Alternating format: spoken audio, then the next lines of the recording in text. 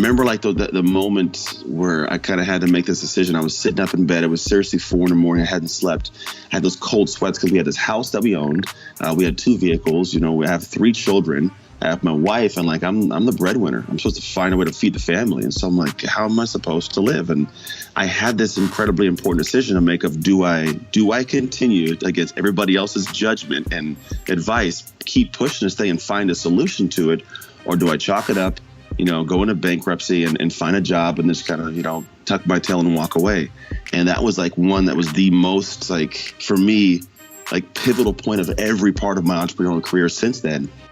And that was the biggest thing I think a lot of us run into is we have this massive ego that we don't realize is stopping us from getting better. And so what I had to do was step back and say, okay, everything I have done to this point has not worked apparently. So I got to find a better way. And I had $4,000 left to my name. And what I did is I took that $4,000 and I literally gave every dime to a consultant. I said, fix it. Help me fix this. I do not know what I'm doing. I mean, you have to acknowledge it. I think some people try to avoid it, run away, tuck their tail and hide and hope it'll disappear, but it doesn't.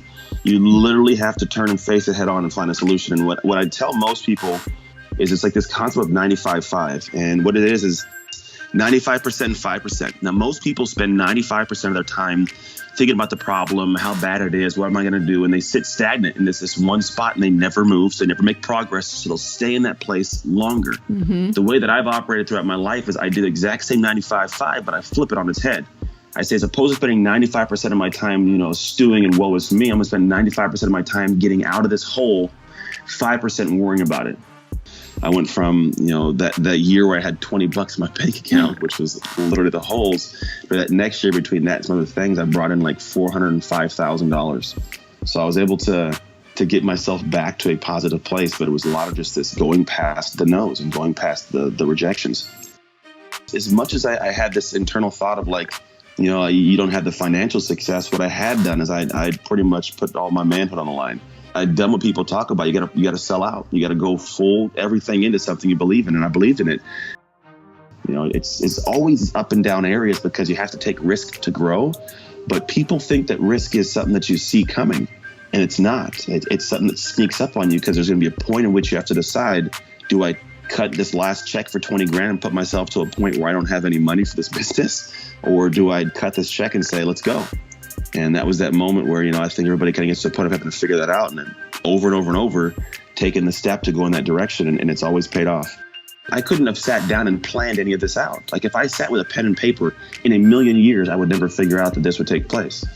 My mom passed from multiple sclerosis. She physically couldn't move or do anything or, you know, take her life into her own hands. And here I am physically capable of doing something amazing if I choose to, but I'm wasting away and not loving my life in this gym.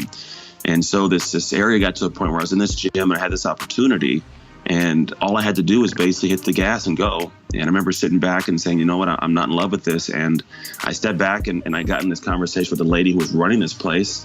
And I said, you know what, this is something I don't want to do anymore. I want to move on. And I literally closed my gym.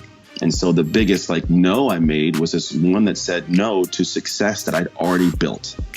That's the hardest. Like there's an investment bias. Like I've already put this time in. Literally, we're talking 6 years deep in this thing. This is all I know, and I'm about to say no to it after it's finally going well, like really, really well and consistently well.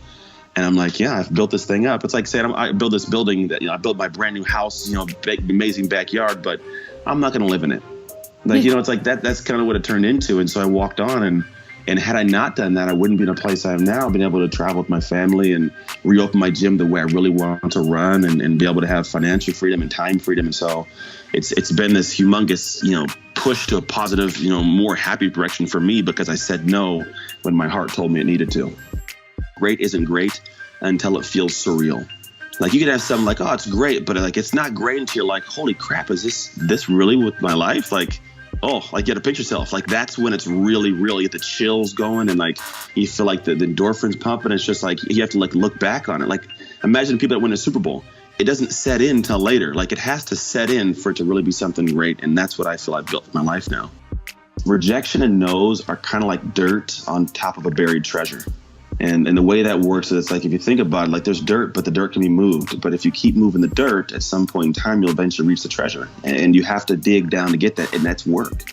And so you have to work through every shovel of failure and no and craziness to eventually get to the success, because a lot of people will sit in the surface and they'll just say, hey, I'm not going to get down there. It's there when I want to reach it, but I'm going to sit here and die on top of this pile. I just have this one shot on this planet to do what it is I think I'm put here to do. And I'm going to have to go through the hardships that we always hear about are there. But what we do is we get so much into our own head thinking about it's going to be so hard, so difficult. We never take steps. So for me, my solution is, I'm going to be the guy that just keeps pushing. I'm not going to die doing this, so let's figure it out. And so I'll deal with the internal emotional pain because the physical pain doesn't exist. It's just this thing I've crafted in my own head. So once I push past it, everything blossoms.